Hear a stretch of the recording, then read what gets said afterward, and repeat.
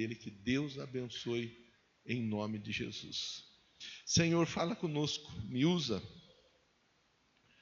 do jeito que o Senhor entender que seja melhor me usar. Eu quero ser uma ferramenta nas tuas mãos. Eu me coloco diante de ti nesse momento, pedindo perdão e a misericórdia antes de mais nada.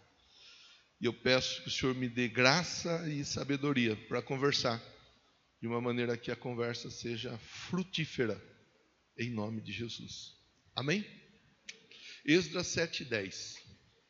Esdras 7:10. Ontem nós tivemos um treinamento aqui e o pastor Robert, ele até chegou a falar de Esdras 7:10. Eu falei até para o Samuel, mas eu vou pregar amanhã isso daí. Você fala agora e hoje, amanhã eu não sei o que eu falo daí, né? Mas ele pincelou, ele não entrou muito no assunto, então vai dar para conversar com você hoje, baseado nesse texto de Esdras, capítulo 7, verso 10, que diz: pois Esdras tinha decidido dedicar-se a estudar a lei do Senhor e a praticá-la, e a ensinar os seus decretos e mandamentos aos israelitas. Pois Esdras tinha decidido dedicar-se a estudar a lei do Senhor e a praticá-la e a ensinar os seus decretos e mandamentos aos israelitas. Irmãos, nos 2 cultos da manhã, 8 e 10:30, eu conversei o mesmo texto.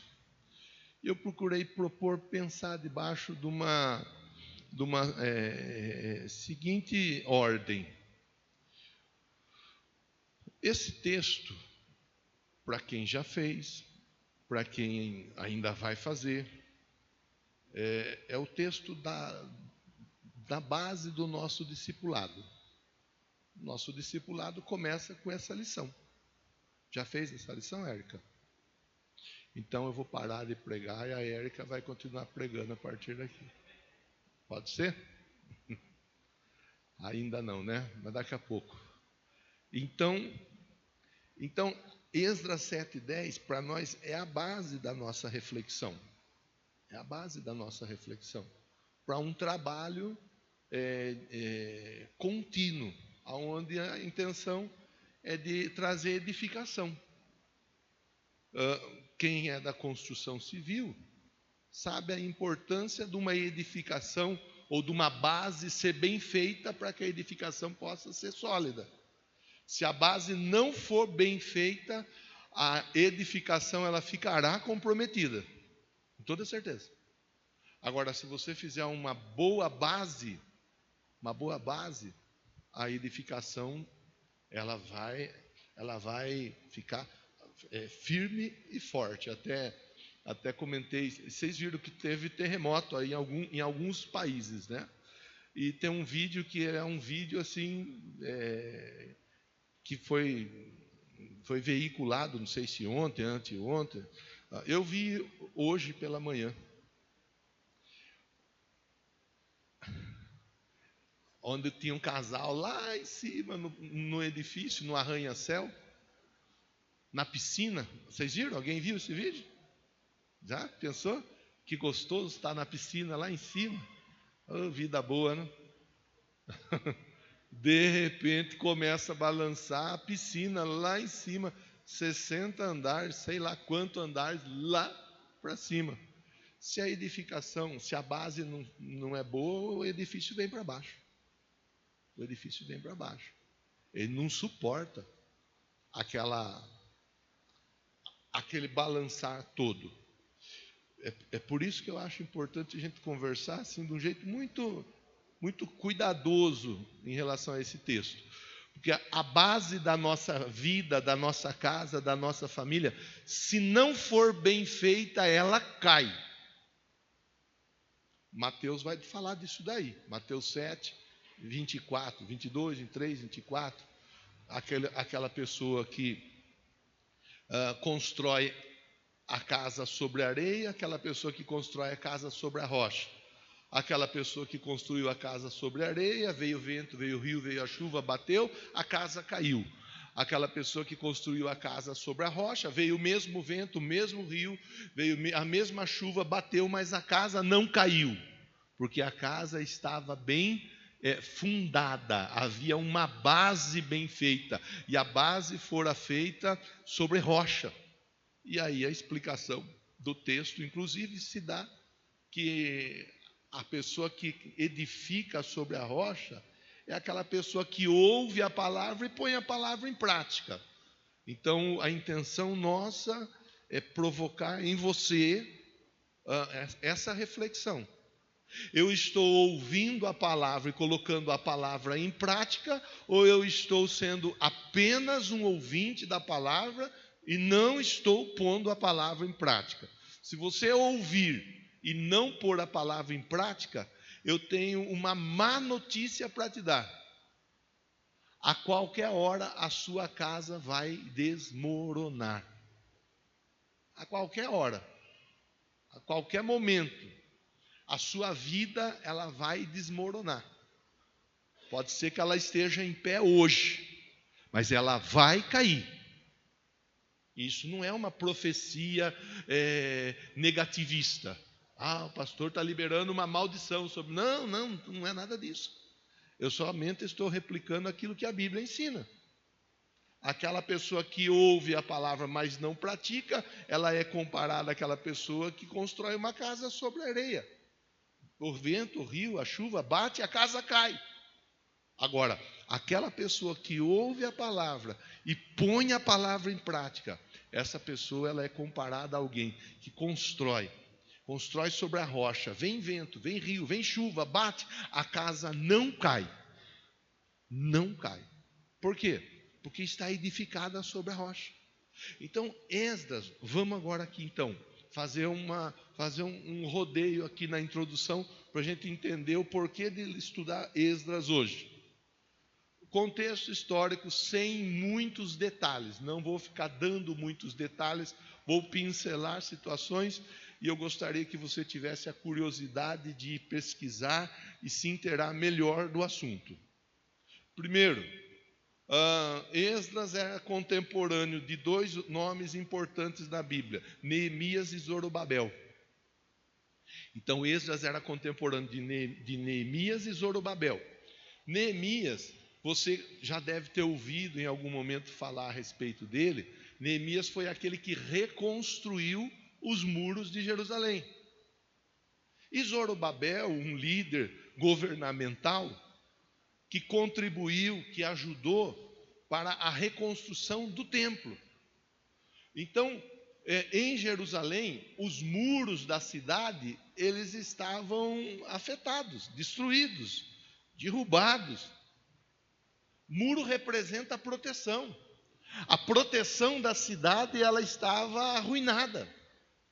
A proteção havia sido colocada em xeque quando os judeus foram levados cativos, tanto para a Babilônia quanto para a Síria. Então o povo foi tomado à força, numa batalha, num conflito, o povo foi levado para a Síria, para a Babilônia. Jerusalém acabou tendo sido ali destruída, a cidade como um todo destruída, os muros destruídos, as casas destruídas, o templo destruído. E ali a cidade passa a ficar um tempo em ruínas, podemos dizer dessa maneira. O povo cativo, o povo lá em Babilônia, o povo lá em Assíria. E é importante a gente frisar e deixar pontuado. Isso tudo aconteceu porque Deus permitiu que acontecesse na vida do povo de Israel, por causa da desobediência à palavra dele. O povo tomou a decisão de desobedecer. E isso é uma coisa importante para a gente pensar, que nós vivemos num tempo em que a desobediência está em alta. As pessoas elas têm dificuldade para obedecer. As pessoas elas não gostam de obedecer. Elas não querem obedecer. As pessoas elas lutam contra a obediência a uma ordem dada, independente de quem seja a ordem. Eu costumo falar com o Luiz Felipe: filho, quem desobedece sempre perde. Se você quiser perder na sua vida, você seja uma criança desobediente. Mas se você quiser ser uma criança vitoriosa, você seja uma criança obediente. Doa quanto doer, mas seja obediente. Eu converso isso com o Luiz frequentemente. Então, a desobediência do povo à palavra de Deus, ela faz com que Deus faça o quê? Deus tire a mão. Tem gente que diz assim, porque Deus pesa a mão. Não, Deus não vai pesar a mão. Porque Deus castigou. Não, Deus não vai castigar. Quando eu escolho desobedecer, o que acontece é que Deus, enquanto eu estou em obediência, Deus está com a mão dele assim, como se fosse um grande guarda-chuva sobre a minha vida. Estou obedecendo a palavra dele. Isso se dá em qualquer área, no casamento, com os filhos, no aspecto profissional, financeiro. Eu estou obedecendo a palavra de Deus. Deus está com a mão dele sobre a minha vida, me protegendo. A mão de Deus, ela é movida sobre a minha vida a partir da minha atitude de obediência.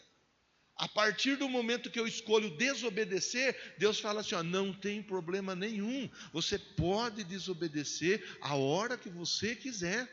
Mas eu não tenho a obrigação de manter o cuidado sobre a sua vida quando você entra num estágio ou num estado de desobediência. Você está escolhendo desobedecer, o meu compromisso com você está na sua obediência. Escolheu desobedecer, eu tiro a mão. E Deus tira a mão. Ele tirou a mão, significa que a proteção divina, ela deixou de atuar sobre a nossa vida. Então não é que Deus pesa a mão. Fulano fez não sei o quê. Deus pesou a mão. Deus castigou. Não, Deus não pesou a mão. Deus não castigou. O que acontece é, Deus tirou a mão. E quando Deus tira a mão, o inimigo vem e ele faz o estrago que ele quer fazer. Você está entendendo? Sim ou não? Isso é importante, é para ficar claro. Eu falei com você da importância de nós fazermos uma base bem feita. Então, ao invés de eu ficar pondo em Deus muitas vezes culpa, dizendo que Ele pesou a mão, que Ele castigou, que Ele é mais fácil eu entender assim, a proteção de Deus, ela está condicionada à minha obediência. Eu obedeço a palavra e Deus me protege. É desse jeito que Ele trata conosco. A sua vida financeira e profissional, seja dizimista, seja ofertante, aí a Bíblia fala que Ele cuida da sua vida, não permitindo que o devorador atue. Não seja dizimista, não seja ofertante, ele não tem obrigação nenhuma de cuidar da sua vida financeira, não tem obrigação nenhuma de cuidar das suas finanças, ele não tem obrigação nenhuma. Agora, quando você dizima, quando você oferta, ele faz assim com a mão dele. A sua vida está debaixo da minha proteção. E você, debaixo da minha proteção, você não perde nada. Você está sempre ganhando. O povo escolheu desobedecer. Deus tirou a mão. Quando Deus tirou a mão, o povo foi levado cativo na Babilônia, na Síria. Destruíram as casas deles, destruíram a cidade deles, destruíram o templo onde eles se reuniam. Aí começa um processo, porque o povo passa a viver escravo, o povo passa a viver sofrendo, passa a viver aprisionado. E aí, em um dado momento da história, aparece uma figura, a figura do rei Ciro, que nem era crente, mas que Deus usa para libertar o povo do cativeiro. Na Babilônia, na Assíria. Então começa, a partir do imperador, o povo começa a voltar para casa. Começa a receber a autorização para voltar para casa. E quando começa a voltar, voltam em grupos. Só que à medida que vão voltando em grupos, o que nós temos para entender? Eles estão voltando para uma cidade que estava destruída. As casas destruídas. Os muros da cidade destruídos. O templo destruído. Eles estão voltando para um lugar que havia ficado abandonado durante algum tempo. Um lugar que havia ficado em desolação por conta do povo ter sido levado cativo. Agora eles começam a voltar para casa, com a permissão do imperador e com a bênção de Deus, porque Deus tocou na vida do imperador. O imperador liberou o povo de Deus para voltar para casa. Aí vão entrar essas figuras que eu conversei com você, o Esdras, o Neemias e o Zorobabel. O Neemias, ele servia o rei. E o Neemias, ele sempre serviu o rei com alegria. Ele nunca foi servia o rei com o semblante fechado. Ele fazia e fazia com alegria. Só que em um dado momento, ele chega diante do rei e o rei percebe que ele não está feliz. O rei percebe que ele não está legal. E aí o rei pergunta: o que está acontecendo? Você está triste por quê? Está triste porque está querendo um iPhone 14 Pro Max? Você está triste porque você está querendo um carro novo? Está triste porque você está querendo uma televisão de não sei quantas polegadas? Você está triste porque você está querendo comprar a roupa, o perfume? Qual o motivo da sua tristeza, Neemias? O que você está querendo comprar que você não comprou ainda? Qual que é o problema da sua tristeza? E o Neemias, prontamente ele fala: não estou triste por causa de iPhone, não estou triste por causa de TV, não estou triste por causa de casa, não estou triste por causa de carro, não estou triste por causa de roupa, não estou triste por conta de perfume. Eu estou triste porque a minha família está voltando para casa e a casa dos meus familiares está destruída. Eu estou triste porque a minha família não está bem. Essa era a tristeza do Neemias. Tristeza essa que a igreja de hoje tem perdido. Que a igreja de hoje ela se chateia e se entristece por um monte de superficialidades. A igreja de hoje se entristece por uma série de questões que são supérfluas, que são passageiras, que são momentâneas, que hoje são, amanhã já não são. Hoje faz sentido, amanhã já não faz mais sentido. A igreja de hoje chora por uma série de objetos, inclusive, mas não chora por causa da família. A igreja de hoje não é acostumada a chorar por conta de ver um familiar e saber que o familiar está indo para o inferno.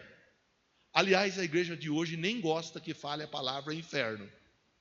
A igreja de hoje nem gosta que fale a respeito do nome do diabo. A igreja de hoje, ela tem alguma resistência com essas palavras que são negativas, que são carregadas, que são... Bíblia. A Bíblia fala do inferno, a Bíblia fala do diabo, a Bíblia fala da condenação eterna, a Bíblia fala de tudo isso. E nós somos crentes e nós precisamos saber que isso aí tudo está na palavra de Deus. E nós precisamos ter esse sentimento gerado dentro do nosso coração, que nós estamos dentro de um templo. Mas com toda certeza, eu tenho e eu imagino que você tenha, não posso afirmar, mas eu imagino que você tenha algum familiar que nesse momento está a um passo do inferno. A um passo do inferno, por quê, pastor? Porque não tem Jesus como único e suficiente Salvador da vida dele. Não tem. É uma boa pessoa, talvez, seja alguém até que ajuda alguém, seja alguém que paga as contas direitinho, que faz tudo muito bem feito e tal, mas não tem Jesus como único e suficiente Salvador. E a salvação está em Jesus. Por isso é um inferno. Por isso o inferno está batendo na porta, de repente, de um familiar seu, assim como bate na porta do familiar meu. O Neemias, ele fala: olha, eu não estou legal. Não estou legal por causa da minha família. Aí ele conversa, eu não vou ficar entrando nos detalhes, mas eu vou recomendar para você a leitura de Neemias, do livro do profeta Neemias. Vai lá, leia. Você vai ver que o Neemias tem autorização para ir até Jerusalém, tem autorização para reconstruir o muro, ele reconstrói o muro em tempo hábil, 52 semanas para a reconstrução do muro. Em 52 semanas ele reconstrói e faz tudo o que tem que ser feito da melhor forma possível. E ali, enquanto eles estão reconstruindo, a Bíblia ensina para nós que uma mão a espada, a outra mão a pá da colher do pedreiro, e eles vão trabalhando, e tem gente que vem, e tem gente que conversa, e tem gente que fala, tenta atrapalhar de alguma forma. Quer dizer, sempre teve, sempre vai ter aquela pessoa que não ajuda, mas além de não ajudar ainda quer atrapalhar. Ela faz um esforço tremendo para atrapalhar. Isso não é de agora, isso já vem de lá de trás. Então, no processo da reconstrução, Neemias trabalha, reconstrói o muro direitinho, conforme havia sido planejado. O muro está reconstruído. Agora tem um templo que está por ser reconstruído. Há necessidade da reconstrução do templo. E aparece a figura do Zorobabel, que é um líder religioso, um líder governamental, um governador. E o Zorobabel, ele ajuda, ele facilita, ele contribui no que é possível para reconstruir o templo. Ele contribui. Nós sabemos como que é difícil quando uma instituição governamental, né, quando o governo, vamos dizer dessa maneira, decide atrapalhar. Nós temos vivido, infelizmente, um tempo em que o governo, o que ele tem podido fazer para atrapalhar a vida do brasileiro, está fazendo e está fazendo sem dó. O que pode fazer para atrapalhar está sendo feito. Está sendo feito. Então, o seu Madruga já dizia, né? Muito ajuda quem não atrapalha. Muito ajuda quem não atrapalha. Só de não atrapalhar já está bom. Agora, aqui nesse caso, o Zorobabel, ele não apenas está não atrapalhando, mas ele ainda está ajudando. Ele está facilitando, contribuindo para que aconteça da melhor forma possível a reconstrução do templo. O templo representava o lugar onde a família se encontrava para cultuar a Deus. O lugar do ajuntamento dos fiéis. O templo é um lugar que deve de ser amado por nós. O templo, o salmista já falou, mais vale um dia à porta dos teus atos do que 1000 em qualquer outro lugar. A igreja precisa amar o templo. A igreja precisa amar você. É importante que você tenha esse entendimento de amar esse momento, esse lugar, esse espaço que você está. Que se não é o melhor espaço do mundo, plasticamente falando, é o espaço que nós temos hoje para cultuarmos, para nos reunirmos e para adorarmos a Deus. Que depende muito de mim e de você, depende de nós, para que Ele cada vez fique melhor. Por isso é tão importante nós sermos dizimistas, sermos ofertantes. É tão importante nós chegarmos e nós vermos alguma coisa fora do lugar e nós irmos ali e colocarmos no lugar. É tão importante nós amarmos esse espaço, porque aqui Deus nos reúne e aqui Deus nos dá diretrizes para que tenhamos uma semana de vitória, nós e a nossa família. O templo estava destruído, mas o templo passa pelo processo da reconstrução. Agora, os muros que representavam proteção são reconstruídos. O templo, que representava o lugar do ajuntamento dos crentes, é reconstruído. Agora falta algo tão importante, que é o conteúdo da fé. Em relação ao conteúdo da fé, eles estão com dificuldades, porque eles estavam presos. Eles estavam cativos na Babilônia, na Assíria. E ali eles não podiam adorar ao Deus deles, de Abraão, de Isaac, de Jacó. Eles não podiam cultuar. Então, vai passando o tempo, eles sem poderem cultuar, eles sem poderem falar com Deus, eles sem poderem ouvir a voz de Deus, começa a ter dificuldade em relação à fé. A Bíblia diz que o que nos faz vencer o mundo é a nossa fé. A Bíblia ensina para nós. A fé, ela vem pelo ouvir, e ouvir pela pregação da palavra de Deus. A Bíblia, ela nos ensina, ela nos adverte a respeito da nossa fé. Então eles tinham um templo, eles tinham a proteção da cidade, as casas haviam sido reconstruídas, mas eles não têm agora, nesse momento, eles não têm a palavra para ser ensinada. E é aí que entra a figura do escriba Esdras, que era um escriba. Aí que entra a importância de alguém que tem esse entendimento. Bom, se nós tivermos templo, mas se não for ensinado nada dentro do templo, nós não temos nada. Se nós tivermos casa, tivermos muros, tivermos a proteção, mas não tivermos a proteção de Deus, nós estaremos arruinados. Aliás, o salmista fala disso. Se o Senhor não edificar a casa, em vão trabalham os que a edificam. Se o Senhor não edificar a cidade, em vão. Se o Senhor não guardar a cidade, em vão vigia a sentinela. Em vão. Quer dizer, se abrirmos mão do cuidado, da bondade, da proteção de Deus, acabou. Então o Esdras ele entra na história como uma peça importante. Por quê? Porque ele passa, e ali o texto diz, Esdras tinha decidido dedicar-se a estudar a lei do Senhor, praticar e ensinar os decretos e mandamentos aos israelitas. Ele enxerga a situação, ele vê a necessidade, ele entende que alguma coisa precisa ser feita. E é a partir daqui agora que eu quero pontuar situações importantes para a nossa reflexão do decorrer da semana. Porque lá atrás eu dei para você um pano de fundo, um contexto histórico. Não fui preciso nos detalhes, talvez tenha faltado algo, talvez algo tenha ficado fora até mesmo do lugar, exatamente, cronologicamente.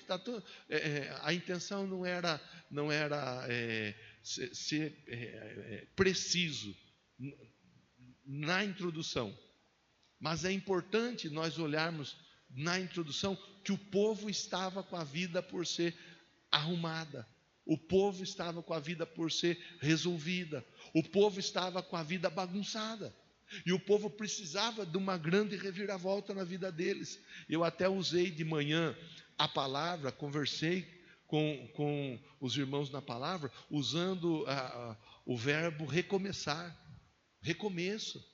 Eles estavam por um recomeço. Talvez nós tenhamos pessoas aqui que estão por um recomeço.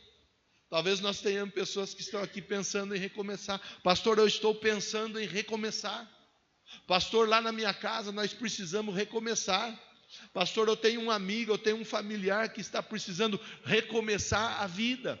Pastor, eu tenho um conhecido que está precisando de um recomeço. Eu tenho uma vizinha, eu tenho um vizinho que está precisando de um recomeço.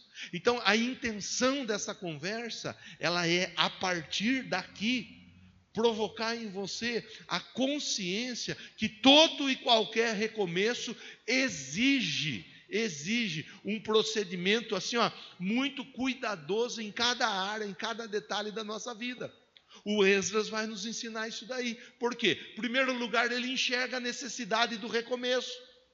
Ele podia cuidar da vida dele, ele era um escriba. Ele era alguém que tinha alguma formação religiosa. Ele era alguém que tinha a vida dele bem encaminhada, a vida dele era bem resolvida. Mas ele não estava preocupado única e exclusivamente com a vida dele e só. Ele estava preocupado com a vida dele, mas ele estava preocupado com a vida do outro também, que é algo que nós precisamos despertar para isso nesses dias. É nos preocuparmos com a nossa vida, mas nos preocuparmos também com a vida do outro, com a vida do nosso amigo lá do trabalho. Aquele amigo do trabalho que toda amanhã cedo, a hora que você chegar, ele vai chegar para reclamar para você do final de semana. Que o final de semana foi assim, o final de semana foi assado, que ele passou por determinado problema assim, assado, no fim de semana e assim por diante. Aquele amigo, aquela amiga que talvez você vai chegar na sua casa agora, ele vai estar lá na frente da casa dele, reclamando da vida.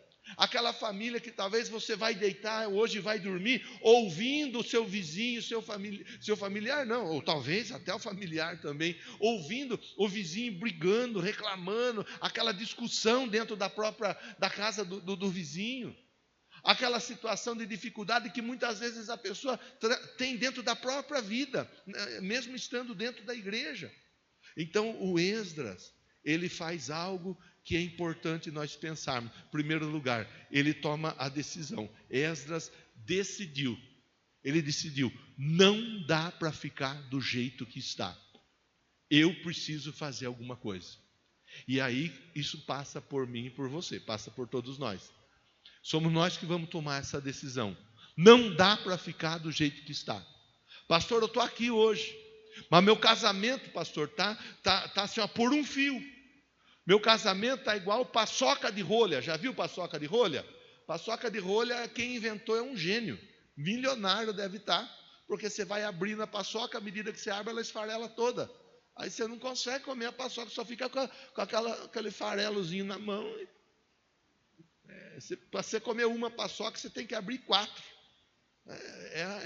Pastor, a minha vida está uma paçoca de rolha. Pastor, a minha vida financeira, eu estou aqui, mas eu estou pensando no boleto que eu tenho para pagar essa semana. Eu estou aqui, mas eu estou pensando que eu estou precisando do cliente para essa semana. Tem que entrar o cliente, pastor. Eu estou aqui, mas eu estou pensando, eu vou fazer exame essa semana. Eu tenho um exame importante para fazer e eu estou preocupado, porque a impressão que eu tenho é que a coisa não é tão simples quanto eu queria que fosse. Sabe? São questões assim que acontecem no dia a dia de toda e qualquer família. Até que a pessoa bate no peito e toma a decisão. Chega, a partir de agora eu vou tomar uma decisão em cima dessa questão. Eu vou fazer algo para que a situação seja mudada. Eu vou fazer algo para que a situação seja revertida. Eu vou fazer algo. Eu vou me posicionar. Eu vou agir. Você está entendendo, sim ou não? Bate no peito e diga assim, ó, eu vou agir. Eu vou me posicionar. Eu vou tomar atitude. Foi isso que o Esdras fez. Começou por aí. Pouco vai servir, irmão, com todo o respeito do mundo. Mas para pouco vai servir se você vir aqui, ouvir, achar até bonito, até gostar do que o pastor está falando, mas você não fizer nada na sua vida. Mas você não tomar nenhuma decisão. Mas você não sair daqui com uma decisão tomada assim, ó, uma decisão firme. Eu vou sair daqui para tomar uma decisão de mudança. Essa semana é a semana da mudança na minha vida. Esse culto do dia 30 de março de 2025 vai marcar a mudança da minha história. Para pouco vai servir. Se você ouvir, entender, talvez até gostar, mas não reagir em relação à palavra. O Esdras, ele reagiu, ele decidiu, ele tomou a decisão.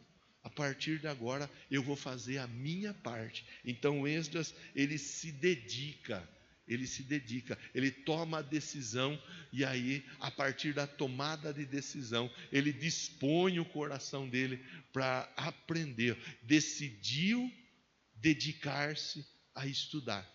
O primeiro ponto que eu quero conversar com você, a sua tomada de decisão. E não adianta transferir, porque nós gostamos de transferir. Nós somos ótimos para dar desculpa. Cada dia que passa eu vejo as pessoas mais especializadas em dar desculpas. Elas têm desculpas, ótimas desculpas, boas desculpas. Elas têm desculpas das melhores. Nós somos especialistas em dar desculpas. Nada de dar desculpa. Primeiro lugar, tomada de decisão. Segundo lugar, procurar se dedicar a estudar, a aprender. A importância de nós aprendermos. O Esdras, ele vai atrás do aprendizado. O Esdras, ele vai atrás de entender. O Esdras, ele vai atrás de compreender algumas questões importantes. E aqui, aí eu posso falar com propriedade. Você está num lugar que você só não vai aprender se não quiser aprender. Só não vai aprender se não quiser aprender. Nós temos discipulado, nós temos tempo de sentar com a pessoa individualmente, estudar com a pessoa individualmente. Nós temos esse tipo de material aqui. Nós temos escola bíblica, todo domingo de manhã temos a sala das crianças, dos jovens juniores, temos a sala das mulheres, a sala dos homens, e nós temos conversado, e nós temos aprendido juntos. Nós temos treinamento. Ontem nós passamos a tarde no treinamento, começou 1h20 aproximadamente, terminou, era 8 horas, perto das 8, 7h30, perto das 8, uma tarde inteira estudando, aprendendo. E quem veio sabe que aprendeu. Quem veio sabe a qualidade do aprendizado.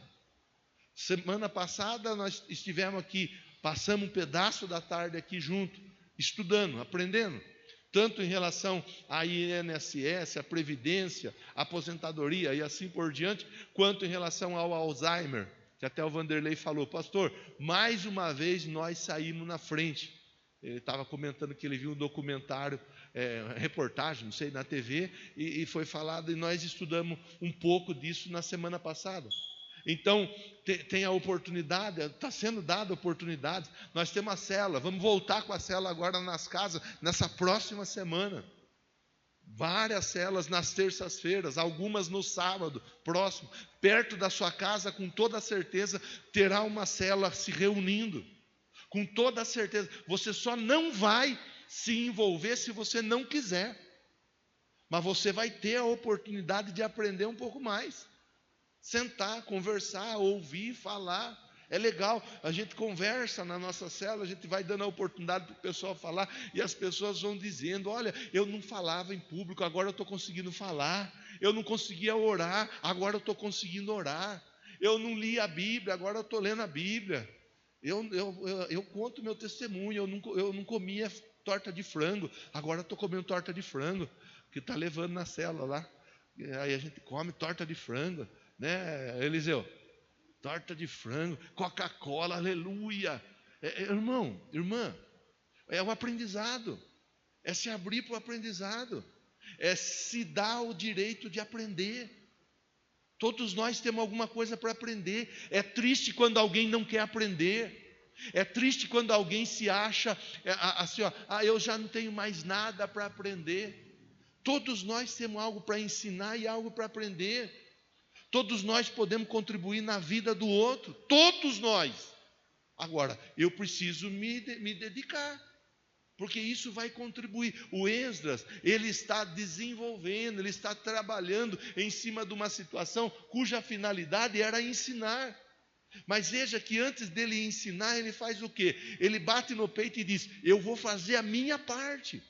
Eu não vou ficar reclamando da vida, eu não vou ficar reclamando do governo, eu não vou ficar reclamando do patrão, da patroa, não vou ficar reclamando do pastor, da igreja, eu não vou ficar reclamando do marido, da esposa, eu não vou reclamar do filho, da filha. Eu vou fazer a minha parte.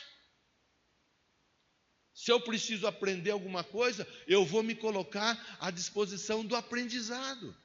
Eu vou ser humilde o suficiente para reconhecer que eu tenho para aprender com as pessoas. Eu vou para o culto no domingo, como você está aqui hoje, e eu vou sentar e vou ouvir o que tenho para aprender ali com o pastor. Alguma coisa, com toda certeza, o pastor tem para ensinar.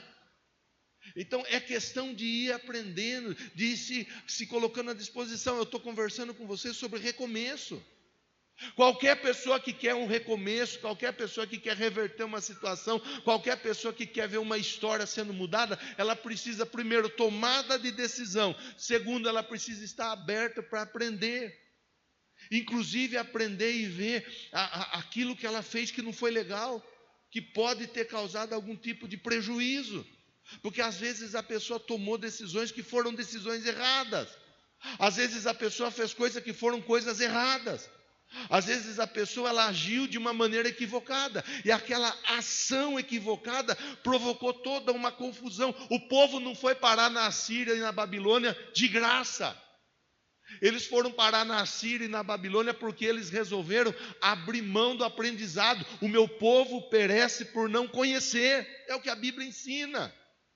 Quando a pessoa ela não quer aprender, quando a pessoa ela não quer conhecer, quando a pessoa não quer ser instruída, ela começa a trazer uma dificuldade após a outra para si. Então o Esdras ele se decide para uma mudança de história na vida dele, na vida das pessoas à volta dele. Ele começa a estudar, ele começa a aprender a lei do Senhor. Ele vai atrás de aprender a lei do Senhor. E aí é interessante que o texto diz: e a praticar.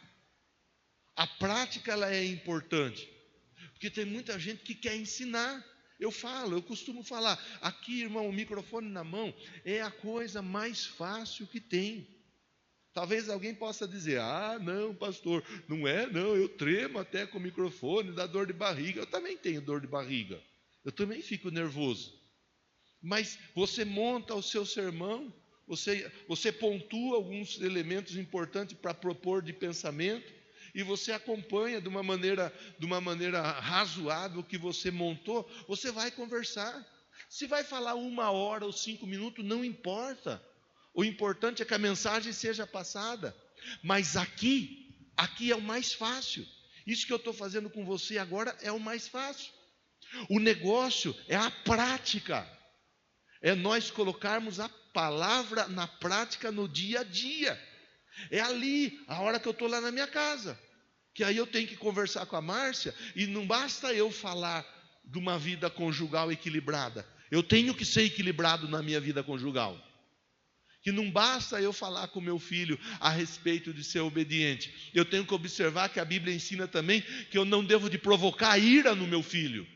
Porque tem pai que fala, você tem que obedecer, porque a Bíblia fala para obedecer, para ir bem. Mas a Bíblia também fala que o pai não deve provocar ira no filho. E tem pai que provoca ira no filho. Tem pai que não respeita o filho. Tem pais que fazem com que o filho perca muitas vezes até mesmo a razão, por conta do comportamento equivocado. Então, a prática, aquela conversa, faça o que eu mando, ou faça o que eu digo, mas não faça o que eu faço. Por isso que tem tanta gente fazendo coisa errada, porque não tem uma referência, não tem um bom exemplo para seguir. Então o pai, ele tem que falar, filho, pode fazer o que o pai está fazendo, porque o pai está fazendo a coisa certa. E se o pai estiver fazendo alguma coisa fora do lugar, é porque o pai aprendeu errado. Mas o pai está aberto à correção. Não estou fazendo coisa errada porque eu quero fazer coisa errada. Eu estou errando, mas eu estou aberto ao conserto. É a prática. A prática é nós falarmos, é nós conversarmos, é nós ensinarmos, onde quer que seja na igreja, seja em casa, seja no trabalho, seja na escola, é nós falarmos de algo que nós fazemos. O Esdras, ele começa a fazer o quê? Aprender, mas a intenção dele é ensinar. Quem quer ensinar precisa praticar.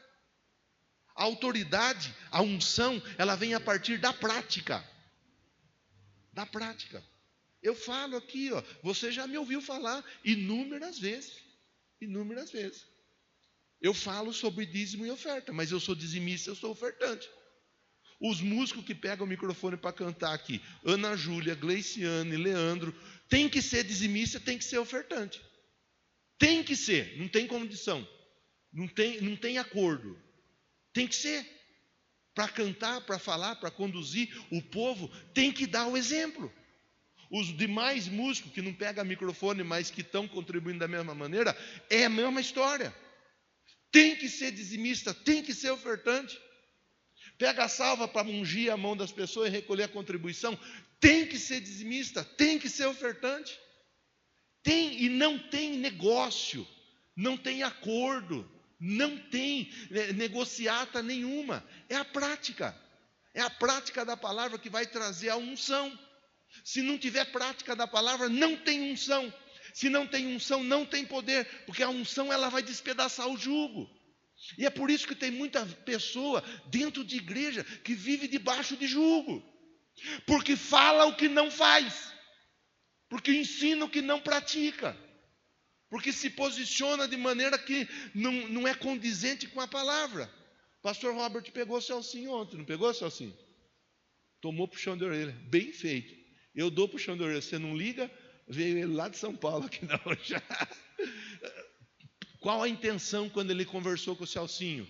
A intenção é falar, o músico precisa aprender a palavra para ensinar a palavra, praticar a palavra, essa é a intenção. E não é só o músico, é o diácono, é o intercessor, é a mídia, é a professora da sala de aula das crianças, somos todos nós. O Esdras, então, ele está onde? Ele está dentro de um contexto de recomeço de tantas e tantas pessoas.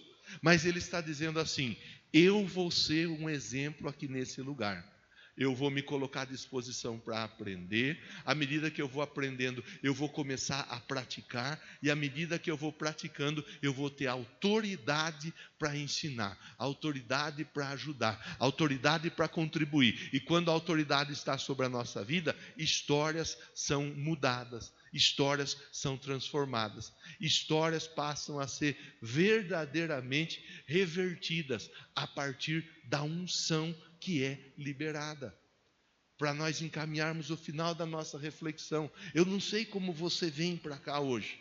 Eu não sei como está a sua vida hoje. Eu não sei como está a sua casa, sua história, sua família, sua vida profissional. Eu não sei. Mas eu posso garantir para você, essa vida, essa história, ela pode ser mudada, ela pode ser transformada. A partir do quê? Da sua tomada de decisão. A partir da sua tomada de decisão, a situação pode ser revertida de uma maneira por completo. Pastor, eu estou aqui hoje, eu estou ouvindo essa palavra. E eu vou tomar posse dessa palavra para a minha vida. Vou tomar posse dessa palavra para a minha vida. Vou sair daqui com algo determinado no meu coração. Algo determinado no meu coração. Uma nova história vai começar a ser escrita na minha vida. A partir da prática, a partir do envolvimento, do engajamento, do aprendizado, a partir da atitude de não apenas querer estar bem, mas querer também que a minha família, que os meus amigos, que pessoas à minha volta queiram passar por um processo de transformação. Deus tem céu para a minha vida. Deus tem céu para a minha vida. Mas Deus tem céu para a vida daquele meu familiar, daquele meu amigo, daquele meu colega, daquele meu conhecido, em nome de Jesus. Que Deus nos ajude, que Deus nos guarde, que Deus nos proteja e que Deus dê a nós a graça suficiente para que possamos viver da melhor forma possível, com a bondade de Deus sobre a nossa vida. Amém? Que Deus te abençoe. Bata a palma para Jesus.